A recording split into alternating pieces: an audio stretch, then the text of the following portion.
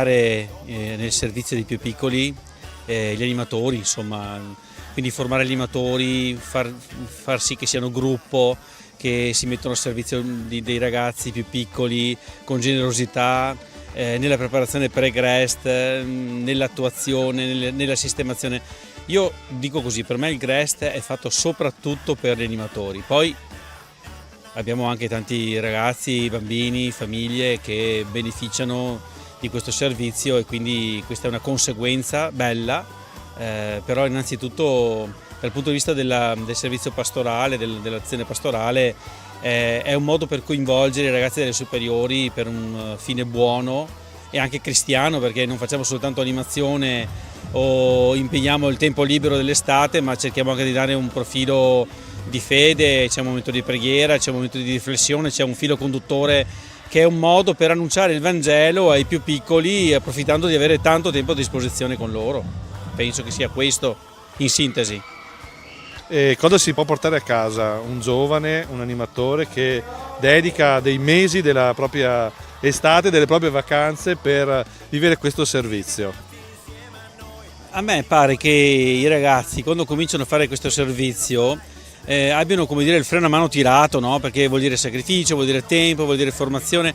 Poi man mano che si va avanti, no? Di settimana in settimana, notiamo che ci sono davvero quasi tutti, ma alcuni in particolare ti fanno capire che l'esperienza di servizio cresce man mano che loro si rendono conto di fare qualcosa di gratuito che gli riempie il cuore.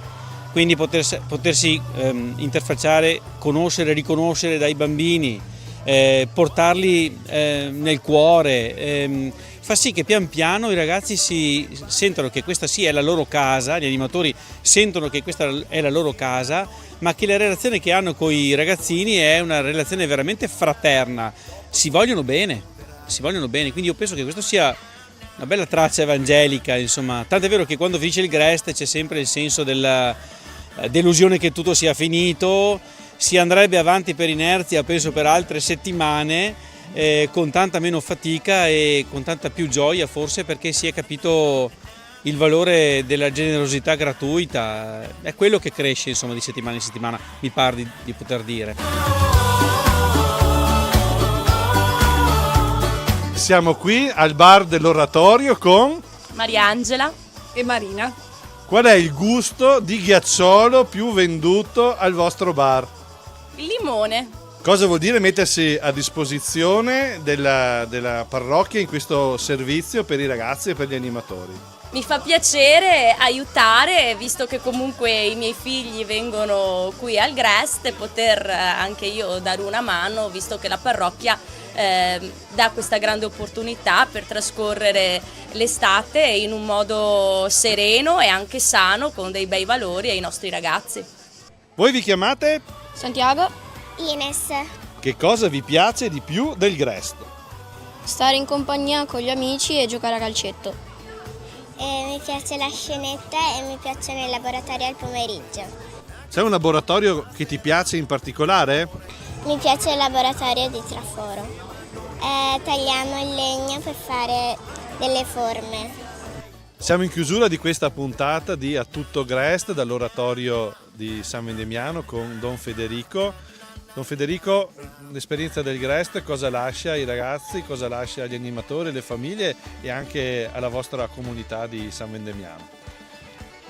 Tutto l'anno, quando incontro i bambini e i ragazzi che hanno frequentato il Grest, mi dicono: ciao Don, quando è che ricomincia il Grest? Effettivamente il Grest sono 4 settimane in cui i ragazzi si divertono tantissimo, si sentono amati, e quello che mi preme dire è che il Grest non è solo un luogo in cui i ragazzi possono stare quando le scuole sono chiuse o che aiuta i genitori che sono al lavoro per tenere i ragazzi sorvegliati. No, il Grest è proprio la comunità cristiana che si prende cura delle nuove generazioni nel periodo dell'estate, facendo vivere l'oratorio, luogo in cui si vuole seguire Gesù.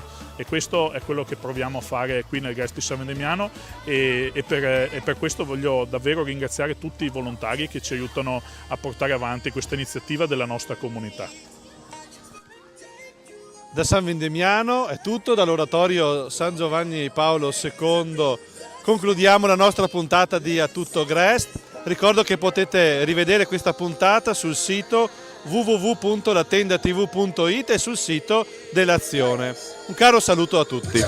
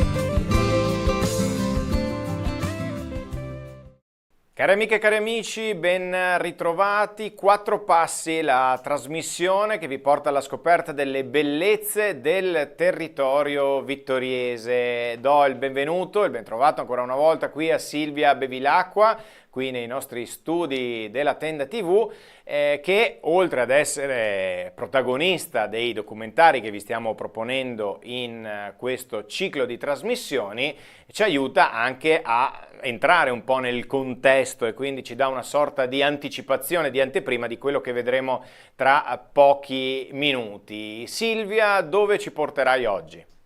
Oggi andiamo alla Madonna della Tosse. È un luogo vittoriese che più o meno tutti affermano di conoscere, ma che in realtà pochi sanno poi raggiungere in autonomia.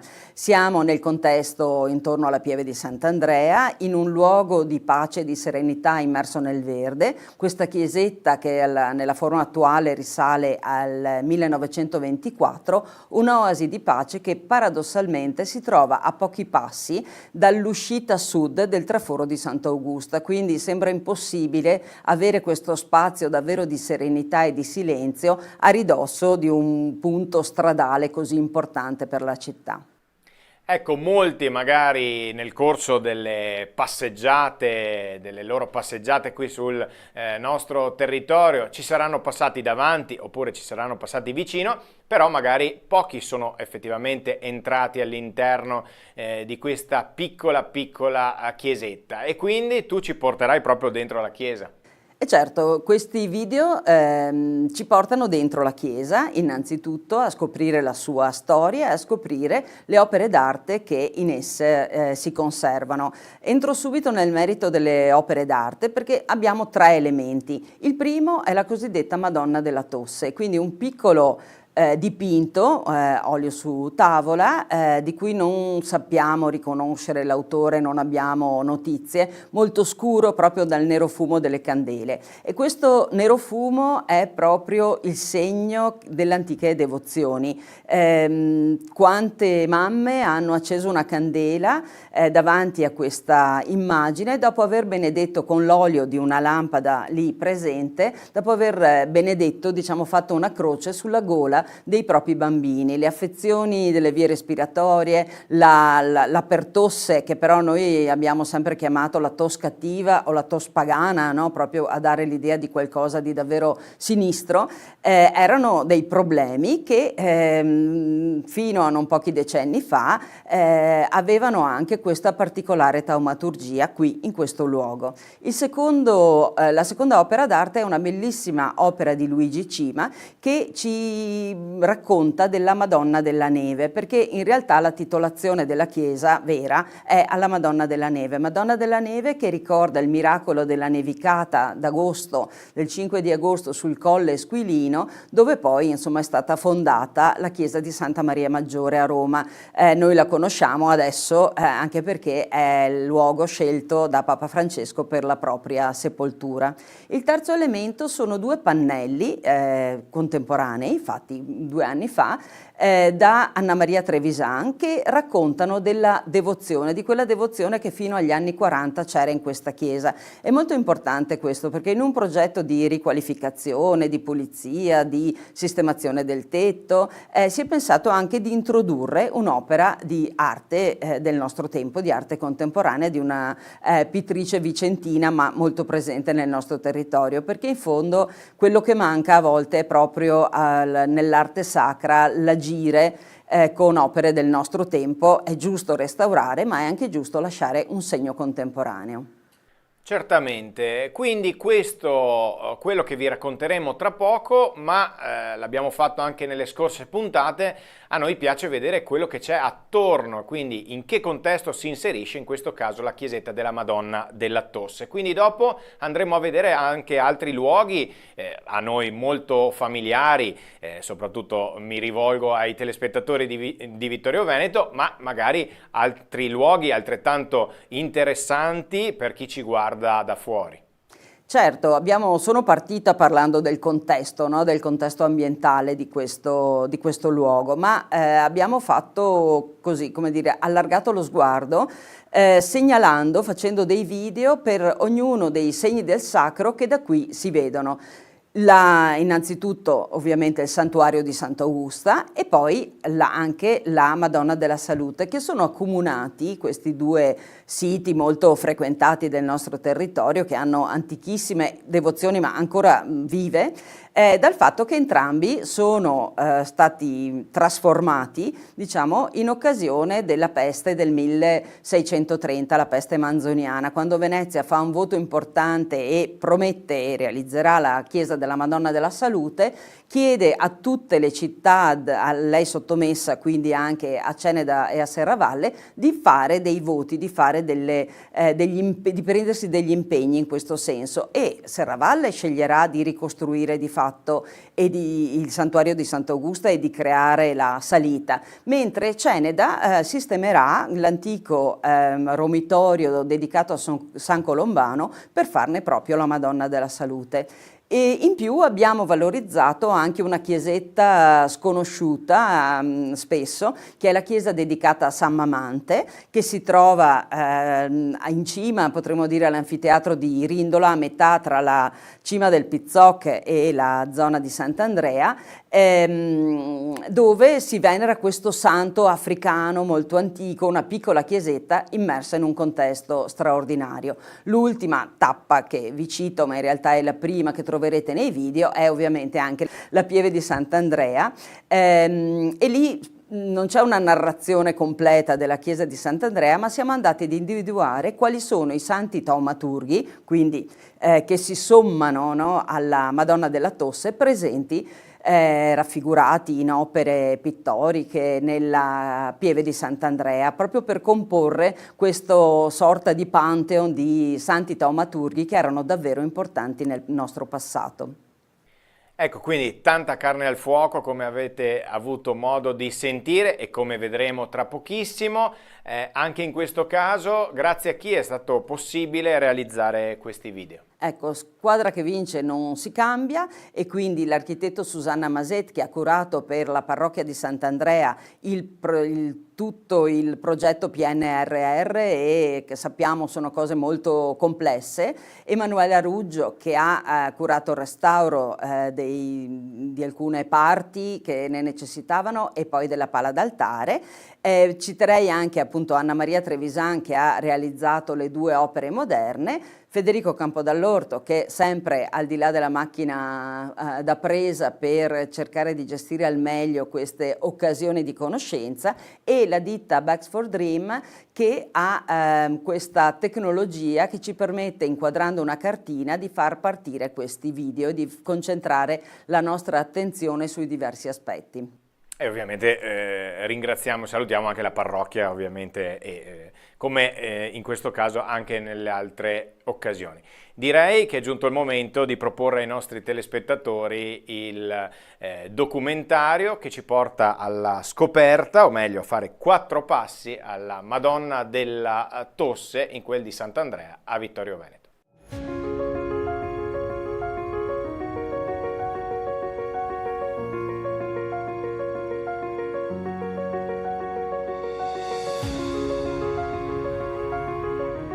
Siamo a Rindola Bassa, a pochi passi dalla Pieve di Sant'Andrea, in un pregevole contesto naturalistico. Una lapide all'esterno della Pieve di Sant'Andrea ricorda il pievano Don Biagio Pever.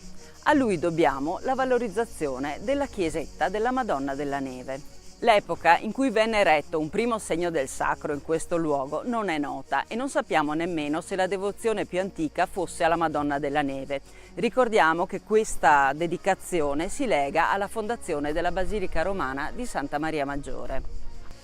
Ma per tutti questo luogo è la Madonna della Tosse. Fa memoria di un'antica pratica, quella di portare qui i bambini per benedire le loro gole e per proteggerli così dalle afflizioni dell'apparato respiratorio. Il terreno su cui sorge questo segno del sacro era anticamente di proprietà dell'ospedale di Serravalle.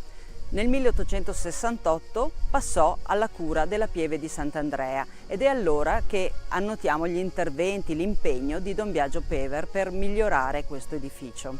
A questo periodo risale anche la realizzazione della stradina d'accesso. Ogni anno, il 5 agosto, alla fine della celebrazione, la popolazione si recava in processione con le candele accese da questa chiesa, dalla Madonna della Tosse, fino alla Pieve di Sant'Andrea.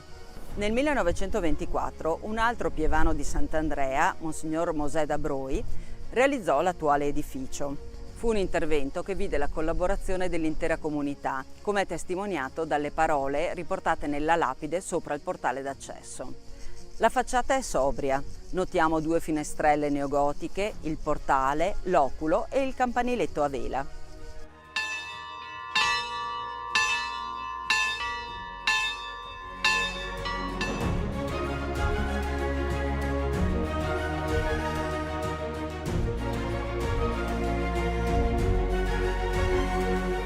All'interno ammiriamo l'immagine taumaturgica, la pala d'altare di Luigi Cima con la Madonna della Neve e 2 recenti opere di Anna Maria Trevisan. Tra il 2014 e il 2024 si sono susseguiti 2 interventi di restauro. Il primo si è concentrato sul soffitto, sui paramenti esterni, consolidandoli e proteggendoli. Grande cura è stata posta per ripristinare l'altare maggiore e la pala di Luigi Cima. L'intervento successivo si è concentrato sul tetto, sulle finiture esterne, soprattutto sul portale in pietra e sul ripristino e valorizzazione degli ex voto. Ma è l'intero contesto che ancora profuma di antichità ad essere stato recuperato. Una sosta alla Madonna della Tosse, sia per devozione o per un semplice momento di riposo, deve essere per tutti un attimo di serenità.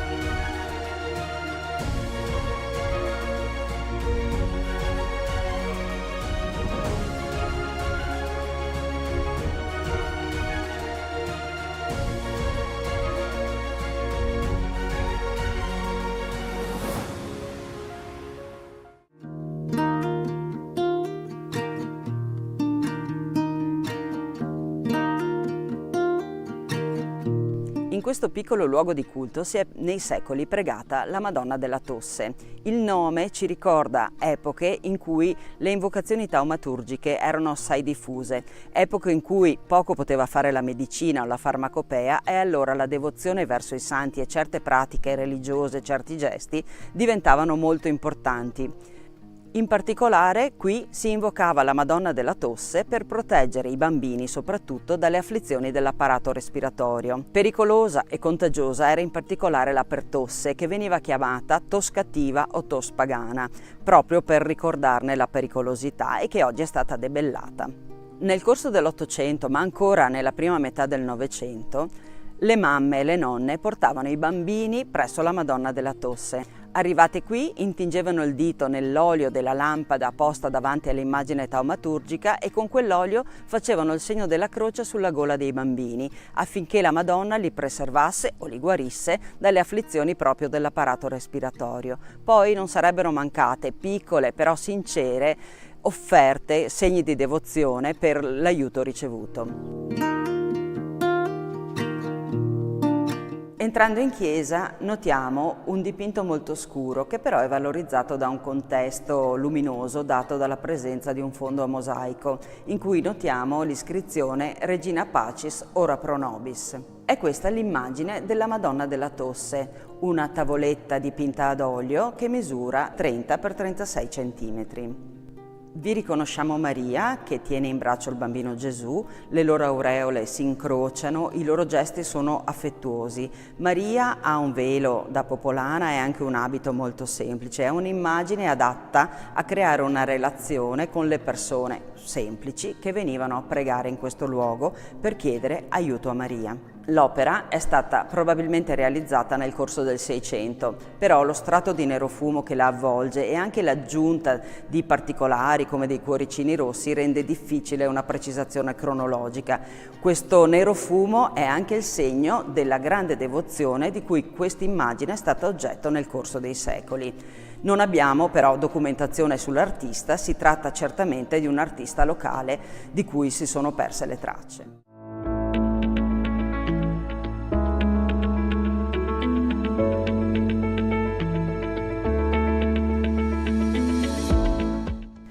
Nel 1924 il pievano di Sant'Andrea di Bigonzo, Don Mosè da Broi, fa costruire la chiesa della Beata Vergine della Neve sul luogo di un antico capitello. Serve una bella pala per l'altare, un dipinto che celebri la titolare di questo venerato edificio sacro. Don Mosè va sul sicuro e dà l'incarico ad un pittore affermato e già maturo, Luigi Cima, nato a Villa di Mel in Valbelluna nel 1860. Dopo essersi formato a Venezia e aver vissuto a lungo in quella città, da più di 20 anni è tornato a Villa di Villa. Non ha perso però la sua verve creativa. Dipinge alacremente soggetti sacri per tante chiese, anche nel Trevigiano, ma nel contempo celebra con opere monumentali la sacralità del quotidiano, i paesaggi montani, il dignitoso lavoro dei contadini, lo scorrere delle ore e delle stagioni, con le loro variazioni luministiche e lo sfaldarsi delle tinte, con composizioni che si fanno canto. Il soggetto da realizzare nella chiesetta campestre di Vittorio Veneto evoca un titolo molto antico legato a Maria. La tradizione vuole che a Roma, ai tempi di Papa Liberio, tra il 352 e il 366, ci fosse un patrizio romano di nome Giovanni. Insieme alla moglie desiderava destinare le proprie ricchezze alla costruzione di una chiesa dedicata alla Vergine. Nella notte tra il 4 e il 5 agosto ai due coniugi e al pontefice capitò di fare lo stesso sogno. Maria apparve sul Colle Esquilino promettendo un segno per la collocazione del nuovo edificio sacro. Il giorno seguente i tre, recatisi sull'altura cittadina, la trovarono ricoperta di neve e lì costruirono. Su quella prima chiesa sorgerà un secolo più tardi la Basilica di Santa Maria Maggiore. Il dipinto di Luigi Cima offre una fresca interpretazione di questo miracolo. La Vergine col bambino in braccio occupa quasi tutta l'altezza della tela. Fluttua in un cielo dai colori rosati di un'alba promettente. La brezza le gonfia il mantello. Figure angeliche accompagnano l'apparizione. Il segno miracoloso è già palese. In lontananza qualcuno contempla la distesa di neve che si scorge anche su un pioppo in primo piano, come se, con grande naturalezza, potessimo toccare con mano quella manifestazione divina. 2 anni prima, nel 1922, il Cima aveva dipinto un'opera straordinaria intitolata Ritorno dai campi. Vi compare una contadina con il figlioletto sulle spalle, mentre percorre una stradina di campagna immersa nel verde. A quella donna semplice e affaticata dal duro lavoro, l'artista aveva impresso una tale bellezza e una dignità da farla sembrare una Madonna. Se non fosse per gli angeli e per la postura di Maria e del piccolo, anche qui si potrebbe pensare ad una scena reale ambientata nella sua villa di Villa. Maria è una donna concreta, così vicina da poterla quasi toccare, immortalata insieme a suo figlio entro un paesaggio montano.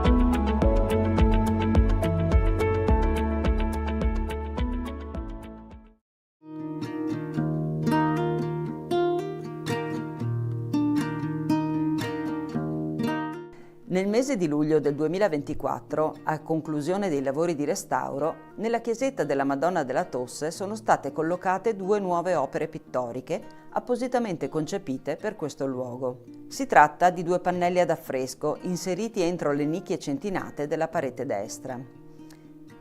Il contesto agreste su cui sorge l'edificio sacro, l'essenzialità spaziale e cromatica degli interni, l'atmosfera intima e raccolta ne hanno suggerito i caratteri. Il dittico è infatti realizzato in continuità con le finiture parietali e, seppur diviso, si legge come un'unica opera. Raffigura un gruppo di popolane raccolte in preghiera con i loro figlioletti nei pressi della chiesetta. Stanno per affidare la salute dei piccoli alla Madonna. Le ristorano le alberature del sagrato, mentre fasci di luce scendono dal cielo, una promessa di cura e di protezione. La chiesa è titolata alla Beata Vergine della Neve, ma per tutti è la Madonna della Tosse. Qui si praticava la benedizione della gola ai bambini per proteggerli dalle afflizioni dell'apparato respiratorio. L'artista stessa ci dice che in queste immagini si coglie la tenerezza di tanti momenti di apprensione materna nei confronti del bambino ammalato, per il quale si chiede la guarigione. Sono gesti dettati da quel senso di religiosità popolare, di devozione semplice ma autentica che suscita empatia. Le figure evocano gli anni 40 del Novecento, un passato non così remoto, quando l'affidamento quotidiano alla Madonna si manifestava attraverso la preghiera personale, quella comunitaria e le processioni. Tocchi veloci e sicuri di terra di siena bruciata, stesi a pennellessa, fanno sembrare i dipinti una sinopia, dando un'idea di purezza al colore e di essenzialità alla narrazione. Ecco la pittura di Anna Maria Trevisan, pittrice di Colonia Veneta, che ha studiato a Venezia con gli spazialisti Edmondo Bacci, Armando Pizzinato e Gino Morandis. Capace ritrattista, ha lavorato per il cinema e la scenografia. Dal 1996 si occupa di arte sacra con importanti risultati. Si pensi soltanto al suo intervento nel 2010 presso la Basilica di Santa Maria degli Angeli e dei Martiri in Roma, dove ha realizzato i Misteri della Luce. Nella diocesi di Vittorio Veneto sono presenti sue opere su tela o ad affresco nelle chiese di Sant'Antonio Tortal, San Fior, Farra di Soligo, Lago di Rivinelago e Oderzo. Il dittico della Madonna della Tosse esprime al meglio la sua poetica. Anna Maria Trevisan privilegia il messaggio essenziale piuttosto che la narrazione, l'atteggiamento dei personaggi e il loro mondo interiore piuttosto che il contesto. La sua è una pittura che opera per sottrazione, rinuncia alla descrizione ricercando piuttosto la verità del momento rappresentato.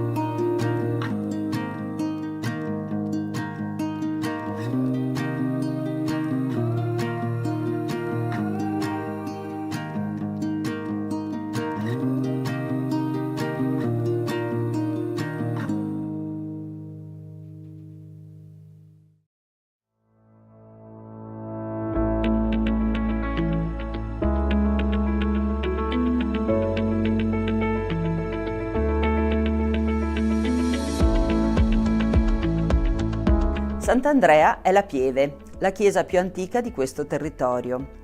Qui si veniva battezzati e si ricevevano gli altri sacramenti che un tempo davvero scandivano la vita degli uomini. L'attuale edificio risale alla fine del 400, ma esiste la lapide che documenta la solenne consacrazione di quello precedente, nel 1303. Importanti tracce archeologiche ci attestano inoltre l'esistenza di antichissimi luoghi di culto in quest'area denominata Bigonzo. È un toponimo insolito, forse derivato da un nome o sottolineatura dell'ampia area prativa, simile ad un contenitore basso e capiente, chiamata Bigoncia. L'ipotesi storicamente più accreditata suggerisce che la parola sia la contrazione di Viarum bis Iunzio, congiunzione di due strade che qui si riunivano per superare la stretta di Serravalle. La lunga storia di questa chiesa è testimoniata anche dalla ricchezza decorativa del suo interno, che conserva importanti opere lignee come un crocifisso di metà 300, un dossale del 400 e un ciborio del 500, completato dal tocco di Tiziano Veceglio. Il fonte battesimale è alto medievale e altri manufatti lapidei sono databili tra 400 e 600. Ma ciò che caratterizza la Pieve di Sant'Andrea sono i tanti affreschi che campiscono le pareti dell'aula. Fanno memoria degli altari realizzati tra tardo 400 e primo 600 e ci svelano un repertorio delle antiche devozioni diffuse sul territorio. Alcune sono davvero insolite, ad esempio quella per Santa Brigida di Svezia, che ricorre ben 2 volte, o a San Giobbe, personaggio biblico ritenuto protettore del baco da seta e dei lavoratori del settore. Particolarmente ampio è il repertorio dei santi taumaturghi. I più noti, San Rocco e San Sebastiano, presenti in opere di epoche diverse, ci sottolineano quanto la peste fosse endemica e spaventosa. A Sant'Antonio Abate si lega alla protezione degli animali, la cui sopravvivenza era determinante per l'economia delle famiglie. Il suo principale attributo è il maiale, il cui grasso veniva un tempo impiegato come lenitivo per i dolori procurati dall'herpes zoster, detto appunto fuoco di Sant'Antonio. Ecco San Lazzaro Mendicante, protettore dalla lebbra, oppure San Bernardino da Siena, che veniva invocato per le malattie della bocca. Queste devozioni taumaturgiche testimoniano quanto la mancanza di medicina e farmacopea portasse gli uomini ad affidarsi con fede sincera ai santi che nella loro storia avevano affrontato sofferenze simili alle loro. A queste si aggiungono le devozioni per il titolare Sant'Andrea o rivolte a santi molto popolari come Caterina d'Alessandria, Giovanni Evangelista, Girolamo e Michele Arcangelo. Quest'ultimo rivestiva un ruolo del tutto speciale. Se era una pratica diffusa affidarsi ai santi guaritori in caso di malattia, era altrettanto importante garantirsi una buona morte rivolgendosi proprio a lui, a Michele Arcangelo.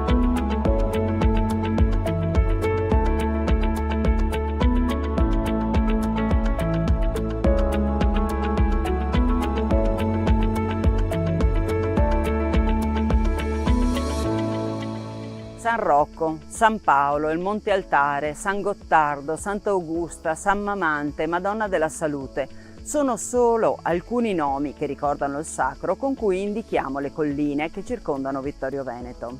Ad esempio, la costa di Fregona è per tutti la costa della Madonna della Salute. Qui è attestato un luogo di culto a partire dal 1224. Si trattava probabilmente di un capitello dedicato a San Colombano, un monaco irlandese, ma qui intorno si stabilì un eremita e una piccola comunità.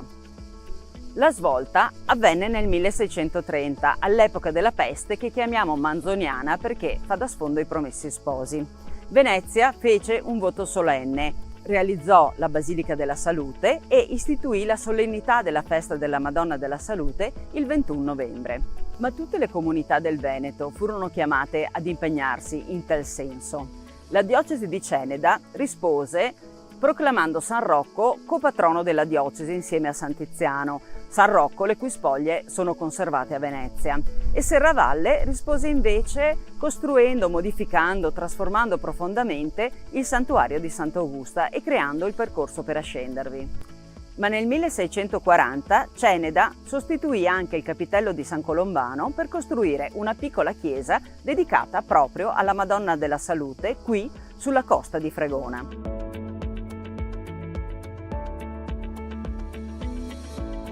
L'attuale edificio venne costruito nel 1829. È una struttura semplice, timpanata, suddivisa in facciata da 4 paraste che individuano lo spazio per il portale e per 2 nicchie dove sono state collocate 2 statue, quella di Sant'Augusta e quella di San Tiziano, i 2 santi che rappresentano le devozioni di Serravalle e di Ceneda.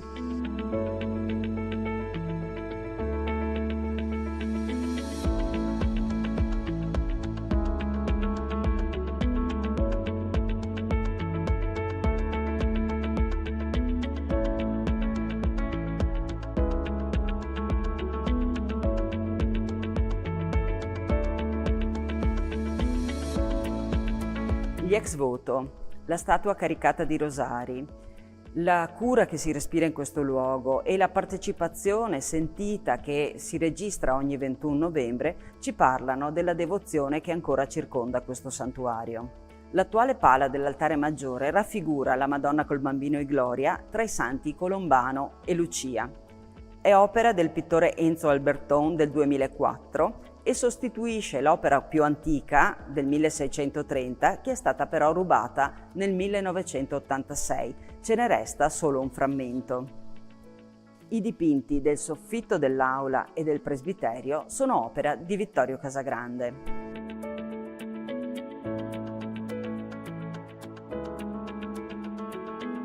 In controfacciata è presente un dipinto ottocentesco. Vi sono raffigurati 2 committenti, Don Giovanni Palatini e Giovanni Zanon. Furono gli artefici della costruzione ottocentesca del santuario.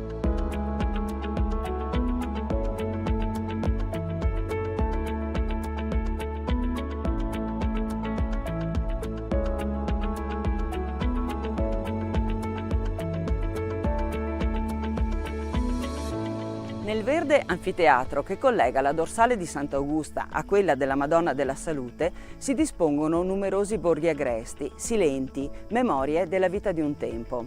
Vinera, Borghel, Case Pesaro, Rindola, Case Sassi, Spadigà, Case Meril, Boccafaè, Piadera, toponimi che parlano di luoghi pianeggianti o ripidi, di viticoltura e di antiche famiglie. Chi nei secoli ha vissuto, coltivato, falciato i declivi di queste colline, a volte resi anche molto ripidi dall'irruenza dei piccoli ruscelli che qui scorrono, ha collocato anche